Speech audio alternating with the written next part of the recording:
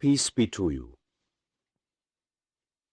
No one is born an atheist, as no one is born a skeptic.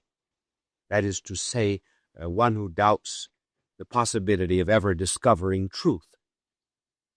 These attitudes are made, and they are made less by the way one thinks than by the way one lives. If we do not live as we think, we soon begin to think as we live. We suit our philosophy to our actions. That is bad. Let me tell you the story of an atheist in London, England. I used to do considerable work in St. Patrick's Parish in Soho Square in that city. One Sunday morning I came into the front of the church to read Mass, and I found a young lady standing in front of the communion rail, haranguing the congregation. She was saying to the congregation, "There is no God. There is too much evil in the world. Reason cannot transcend sense. It is impossible to conclude to his existence. Every night," she said, "I go out to Hyde Park. I talk against God. I circulate England, Scotland, and Wales with pamphlets denouncing a belief in the existence of God." And on she went. By that time, I was up to the communion rail. I said to her, "Young lady, I'm very happy to hear that you say you believe in the existence of God." She said, "You silly fool, I don't." I said, "I understood you to say just the contrary. Suppose," I said, "that I went out every night to Hyde Park and talked against 20-footed ghosts and 10 centaurs. Suppose I circulated England, Scotland, and Wales, denouncing a belief in these ghosts and in their centaurs. What would happen to me?" She said, "You would be crazy. They would lock you up." Well, I said, "Do you not put God in exactly the same category as these fantasies of the imagination, namely ghosts and centaurs? Why, then, would I be crazy attacking ghosts and centaurs, and you are not crazy attacking God?" She said, "I don't know. Why?"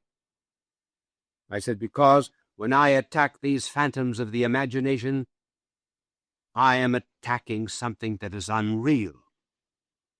But when you attack God, you are attacking something just as real as the thrust of a sword or an embrace." "Do you think," I said, "that we would have any such thing in the world as prohibition unless there was something to prohibit?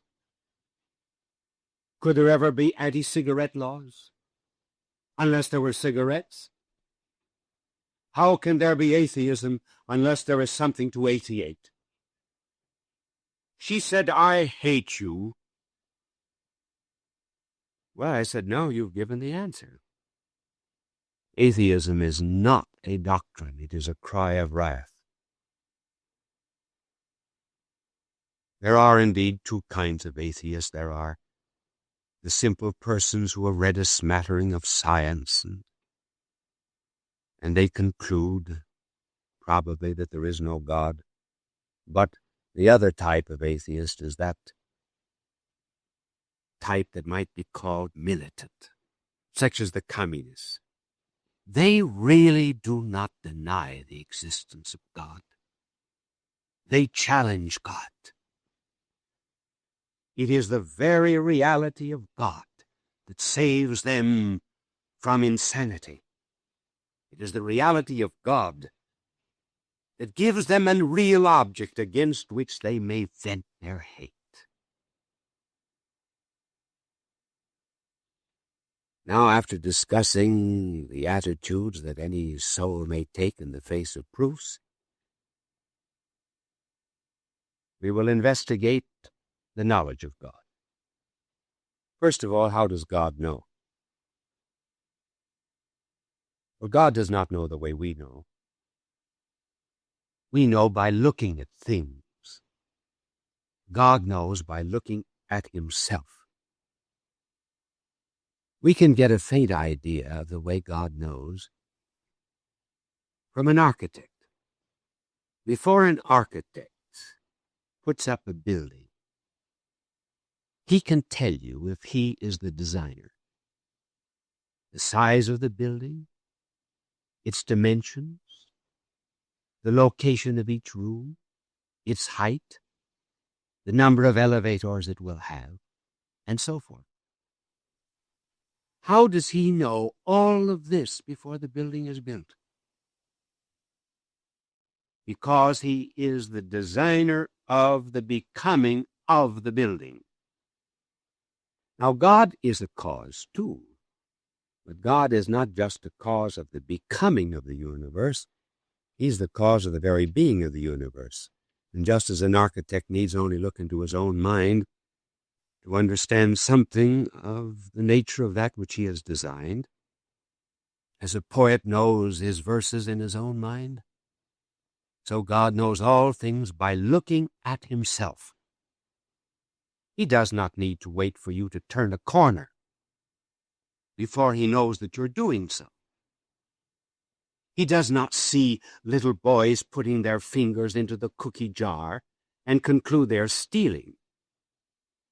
Everything is naked and open to the eyes of God. For example, he does not just look down at a debutante at a coming-out party and then be on tender hooks for the next 5 years, wondering if she's going to find a man. There is no future in God. There is no past in God. There is only the present. We can get a faint idea what this knowledge is from an example of this kind. Suppose you walked through a cemetery in which you saw a succession of gravestones belonging to the same family. As you walked along slowly, you saw written on the first gravestone the inscription, Ezekiel Higginbottom, died 1938.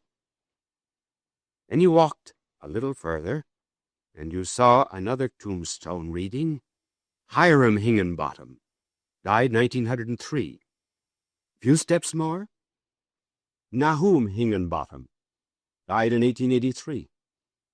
And then still further on, Reginald Higginbottom, died in 1861. These tombstones would indicate a succession of events that happened in space and time. But now suppose you flew over that cemetery in a plane. Then you would see all at once. And that is how history must look to one who is outside of time. Another example may make clear the knowledge of God. Imagine you were looking at a motion picture reel. This motion picture reel has the full story or drama written on every single inch of it. Suppose the motion picture reel were conscious. If it were, it would know the whole story. But if you and I were to know the whole story, we would have to wait until that screen, or rather that film, was unrolled upon the screen. We would only know successively what the reel knows all at once. And that is the way it is with the knowledge of God. Now coming a little more closer to that knowledge, because God knows all things and because he is creator, it follows that every single thing in the world was made according to an idea or a pattern existing in the divine mind. Look round about you. You see a bridge, a statue, a painting, a building. Before any of these things began to be, they existed in the mind of the one who designed or planned them. In like manner, there is not a tree, a flower, a bird, an insect in the world that does not in some way correspond to an idea existing in the divine mind. The pattern of them has been wrapped up, as it were, in matter. And what our knowledge does, and what science does, is to unravel and unwrap, as it were, this matter in order to rediscover the ideas of God. And it's because God put his ideas or patterns in things that we are assured of the rationality and purposiveness of the cosmos. It is that that makes science possible. If there were no human minds in the universe, if there were no angelic minds, things would still be true because they corresponded with the idea existing in the mind of God. Naturally, we cannot bring up a subject like the knowledge of God without meeting certain difficulties. One of the most obvious ones is, well, if God knows all things, he knows then what is going to happen to every single soul in the world. He knows, for example, whether I am going to be saved or I am going to be lost. Therefore, I am predetermined.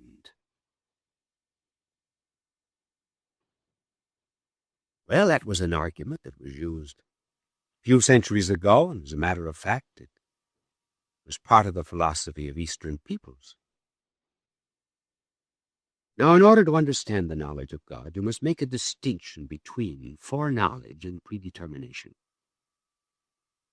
The two are not identical. God, indeed, does foreknow everything, but he does not predetermine us independently of our will and our merits. Just suppose that you knew the stock market very well. And because of your superior knowledge of business conditions, you said that such and such a stock within 6 months would be selling 10 points higher than it is now. Suppose 6 months later it actually sold 10 points higher. Would you have predetermined and caused it to be 10 points higher, although you foreknew it? There were other influences, were there not, beside your superior knowledge? To make it still more concrete, in the early colonial days of this country, a farmer set out for the town to make some purchases. He had gone but a short distance, and he came back, and he told his wife he had forgotten his gun. His wife was a perfectly good determinist, and his wife argued this way: either you are predestined to be shot by the Indians, or you are not predestined to be shot by the Indians. If you are predestined to be shot by the Indians, the gun will do you no good. If you are not predestined to be shot by the Indians, you will not need your gun. But the husband said, suppose I am predestined to be shot by the Indians on condition I do not have my gun. And in like manner, God knows all things, but he still leaves us with freedom. How can God influence you and still leave you free? Well, consider various kinds of influences. First, turn a key in the door. There is the impact of something material on something material. And the result is the opening of a door. That is one kind of influence. The influence of a material thing on another material thing. But there's still another kind of influence. In the springtime, you plant a seed in the garden. The sun, the moisture, the atmosphere, the chemicals in the earth all begin to use an influence upon that seed. It certainly has not the same kind of action as turning a piece of steel in a lock. There are tremendous capacities for growth in that seed.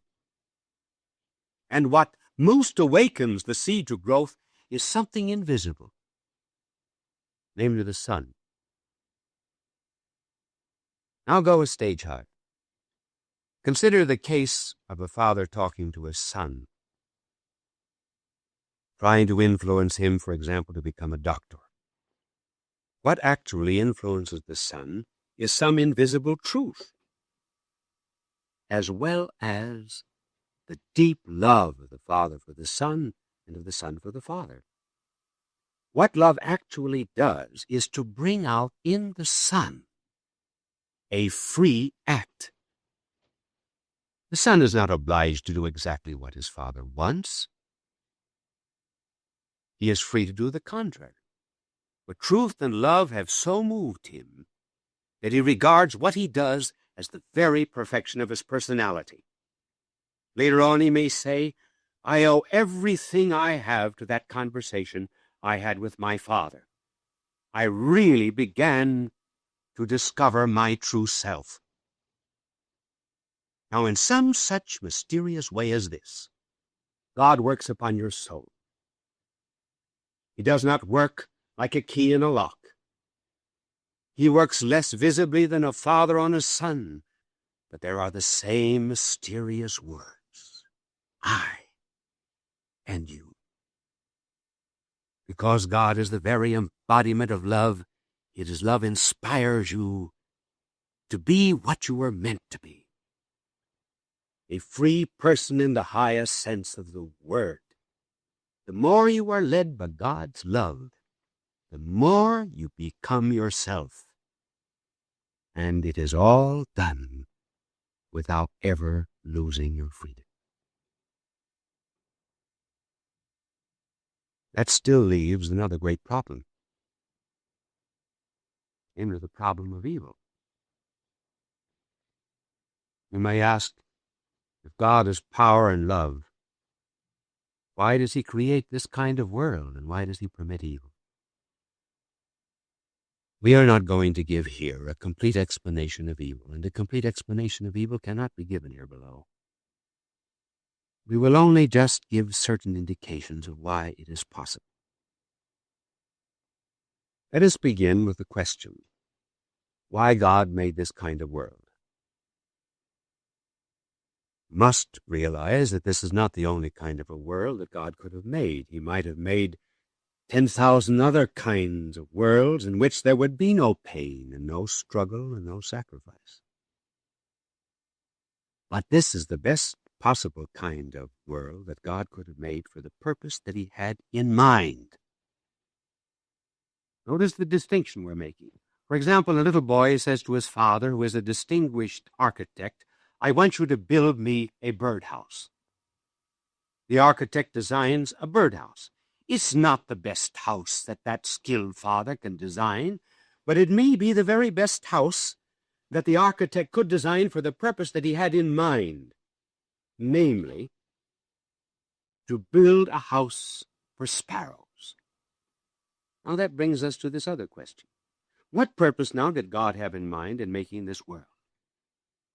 The answer is that God intended to build a moral universe. He willed from all eternity to build a stage on which characters would emerge. He might have made a world without morality, without virtue, without character. He might have made a world in which each and every one of us would have sprouted goodness with the same necessity, for example, that the sun rises in the east and sets in the west. But he chose not to make that kind of a world. Not to make a world in which we would be good as fire is hot and ice is cold. He willed to make a moral universe, in order that by the right use of the gift of freedom, characters might emerge. What does God care for things piled into an infinity of space, even though they be diamonds? For if all the orbits of heaven were so many jewels, glittering as the sun, what would their external but undisturbed balance mean to him in comparison with a single character, which could take hold of the tangled skeins of a seemingly wrecked and ruined life and weave out of them the beautiful tapestry of saintliness and holiness?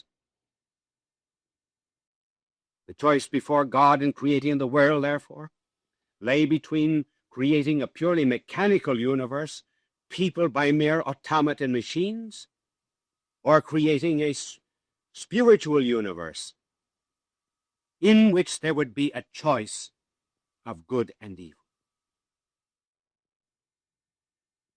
All right, grant it then that God chose to make a moral universe in which there would be character. What was the condition of such a universe? He had to make us free. That is to say, he had to endow us with the power to say yes and no, and to be captains of our own fate and destiny. Morality implies responsibility and duty, but these can exist only on condition of freedom. Stones have no morals because they are not free. We do not condemn ice because it is melted by heat. Praise and blame can be bestowed only on those who are masters of their own will. It is only because you, for example, have the possibility of saying no that there's so much charm in your character when you say yes. Take the quality of freedom away from anyone, and it is no more possible for him to be virtuous than it is for the blade of grass which he treads beneath his feet. Take freedom away from life, and there would be no more reason to honor the fortitude of martyrs than there would be, for example, to honor the flames which kindle their faggots. Is it therefore any impeachment of God that he chose not to reign over an empire of chemicals? If God has deliberately chosen the kind of empire not to be ruled by force but by freedom, and if we find that his subjects are able to act against his will, as stars and atoms cannot, does this not prove that he has possibly given to those human beings the chance of breaking allegiance in order that there might be meaning and purpose in that allegiance when they freely chose to give it? Here we have, then, a mere suggestion as to the possibility of evil. It's bound up with the freedom of man. Man who's free to love is free to hate. He who is free to obey is free to rebel. Virtue in its concrete order is possible only in those spheres in which it is possible to be vicious. A man can be a saint only in a church in which it is possible to be a devil. You say, well, if I were God, I would destroy evil. Well, if you did that, you would destroy human freedom. God will not destroy freedom. If we do not want any dictators on this earth, certainly we do not want any dictators in the kingdom of heaven. And those, therefore, who would blame God for allowing man freedom to go on hindering and thwarting his work are like those who, seeing blots and smudges and errors in the student's notebook, would condemn the teacher for not snatching away the book and doing the copy himself. Just as the object of the teacher is sound education and not the production of neat and well-written copybooks, so the object of God is the development of souls and not the production of biological entities. And you say, well, if God knew I would sin, why did he make me? God did not make any of us as sinners. We make ourselves. In that sense, we are creators. Therefore, the greatest gift of God to man short of grace is the gift of human freedom and the power to love him in return. God love you. Archbishop Sheen's timeless wisdom reminds us that life has profound meaning and purpose. We don't find it by staying locked within ourselves, but by reaching out to serve our neighbors and remaining open to the divine. If this message spoke to you today, please like this video and subscribe to the channel. Share it with someone who might be searching for purpose in their life. These recordings from the 1960s contain truths that are just as relevant today as they were then. There's so much more wisdom to explore in this series. Thank you for listening. May you find your purpose and live it fully. God bless you.